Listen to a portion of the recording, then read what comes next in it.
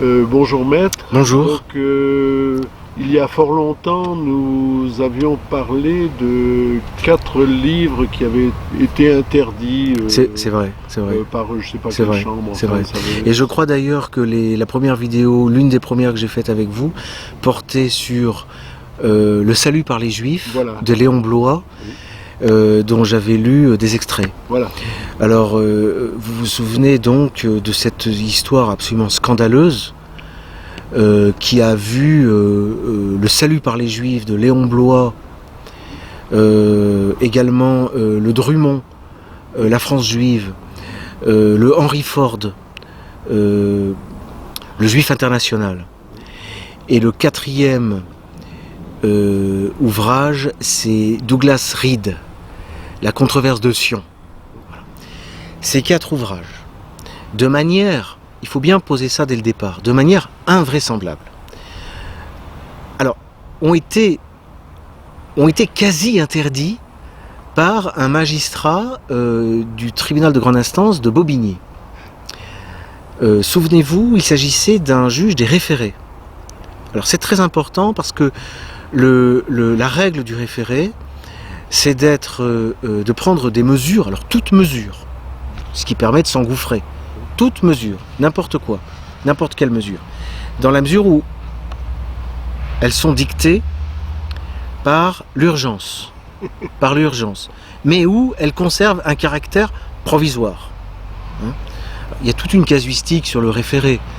Par exemple, la jeune fille qui veut avorter, ses parents s'y opposent et le juge des référés autorise.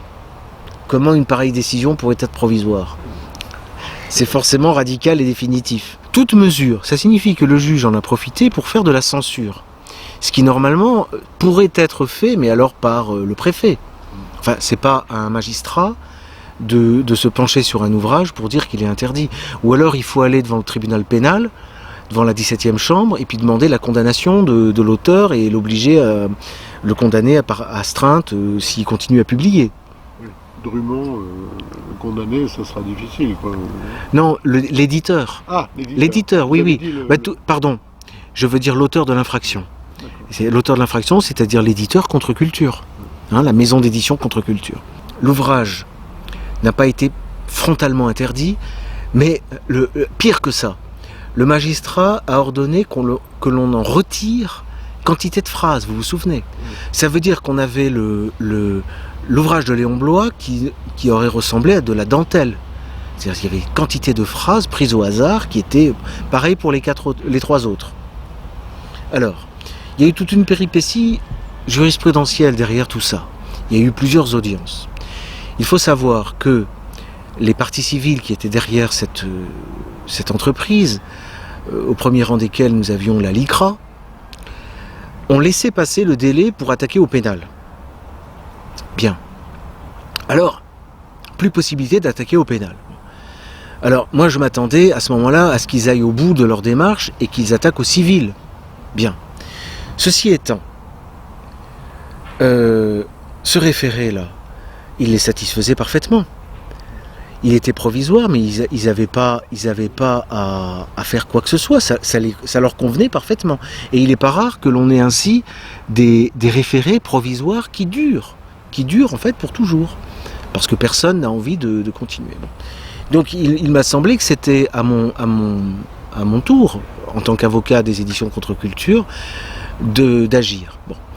Et là, en agissant, il s'est avéré qu'en réalité, la situation que nous vivions avec les éditions Contre-Culture, avec ces 4 ouvrages que nous ne pouvions plus publier, je précise, est-ce que c'est la peine, qu'il était inenvisageable pour les éditions Contre-Culture de publier Léon Blois caviardé.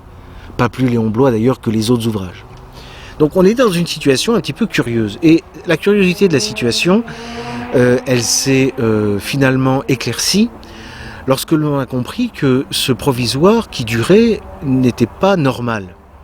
Et effectivement, il y a une irrégularité dans la décision du juge de Bobigny.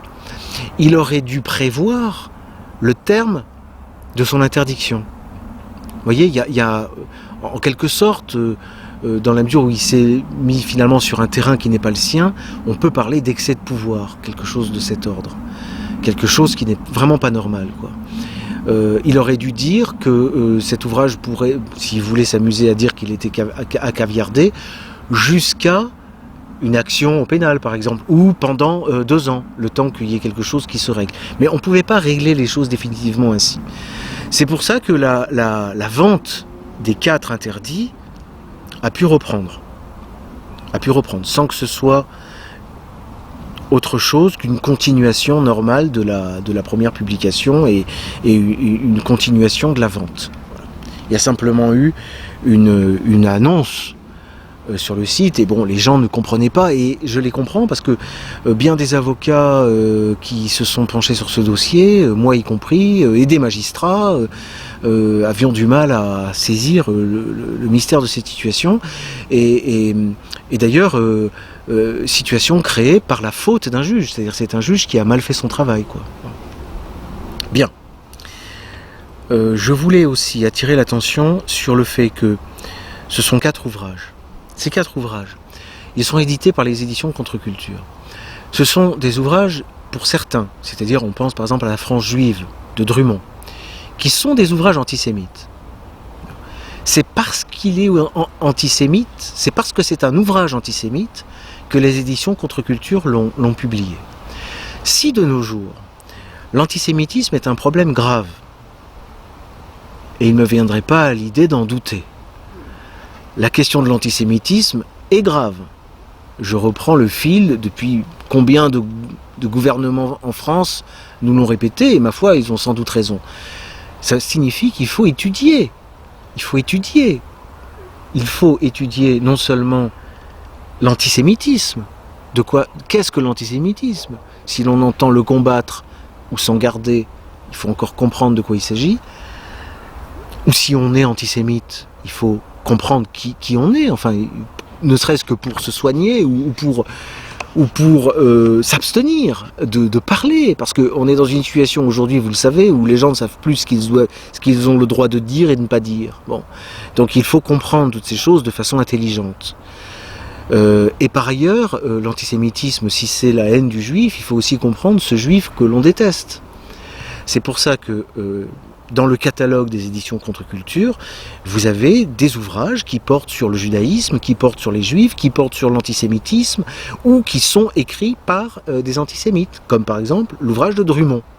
Alors, la LICRA en avait pris 4 pour les faire interdire et pour sanctionner les éditions Contre-Culture, mais elle aurait pu en prendre bien d'autres, et j'attire l'attention sur le public qui nous écoute, sur le fait que le catalogue est riche d'interdits potentiels et donc de bonne lecture. Et moi je recommande, pour lutter contre l'antisémitisme et le racisme, de constituer chez soi un beau rayon d'études, parce qu'il faut se mettre au travail. On a besoin, aujourd'hui, on n'a pas besoin de porteurs de Kalachnikov, on a besoin de gens qui savent lire, voilà, et qui lisent les bons livres. Alors, je parcours du regard le catalogue des éditions Contre-Culture.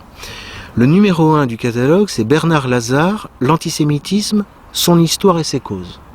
Ça commence bien. Donc cet ouvrage n'a pas été interdit, mais c'est une lecture recommandable. Gilad Atzmon, Quel juif errant. Vous voyez, on est toujours dans le thème, on a déjà 2 ouvrages. On pourrait même ajouter Marion Sigaud, Du Kibboutz à l'Intifada. On est toujours dans le thème. Karl Marx, La question juive. Voilà. Il n'a pas été interdit non plus, il aurait pu. Vous voyez comme quoi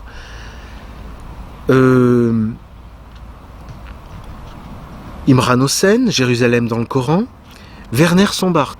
Alors, j'ai une petite parenthèse sur Werner Sombart, c'est excellent. Hein. C'est un auteur, moi je me suis beaucoup inspiré de Werner Sombart, je me suis nourri de partie de sa pensée.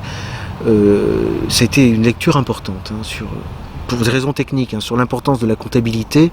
Je parlais récemment de mon ouvrage sur du pécule au capital, parce que c'était un grand historien du capitalisme, hein, et en réalité c'est un point charnière que la question de la comptabilité.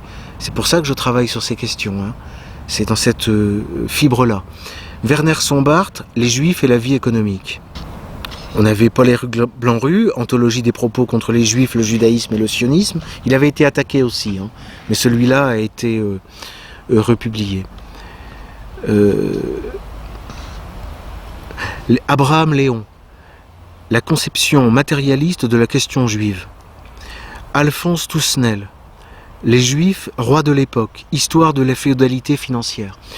Tout le catalogue, je ne vous lis pas tout le catalogue, attention, hein, bon, il y a aussi d'autres choses, mais c'est pour vous dire que c'est une volonté délibérée des éditions Contre-Culture de constituer un rayon de bibliothèque sous l'égide de la judéologie. Il s'agit d'étudier ce qui tourne autour du judaïsme, c'est-à-dire l'antisémitisme, les juifs, le juif. Bon. Léon de Poncin, Les Juifs et le Concile Vatican II. Voilà une lecture qui peut être intéressante, hein, et d'actualité.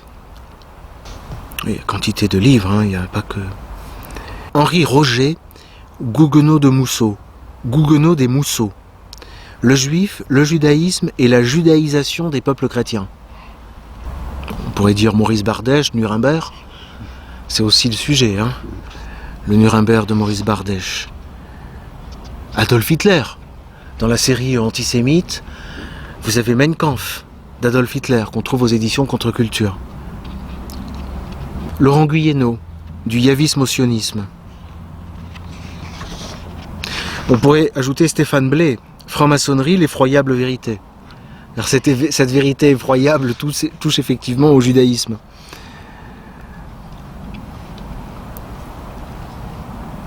Édouard de Machy, les Rothschild.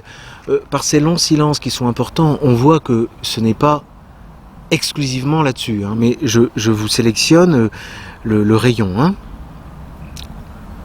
Adolf Hitler, le testament politique de Hitler, préfacé par votre serviteur.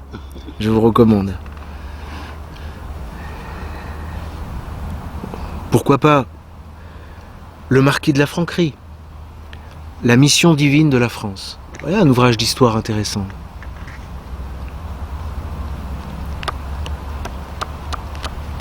Voilà. Je n'ai pas compté l'internaute contrat, mais on a quand même une belle bibliographie, hein, avec du travail.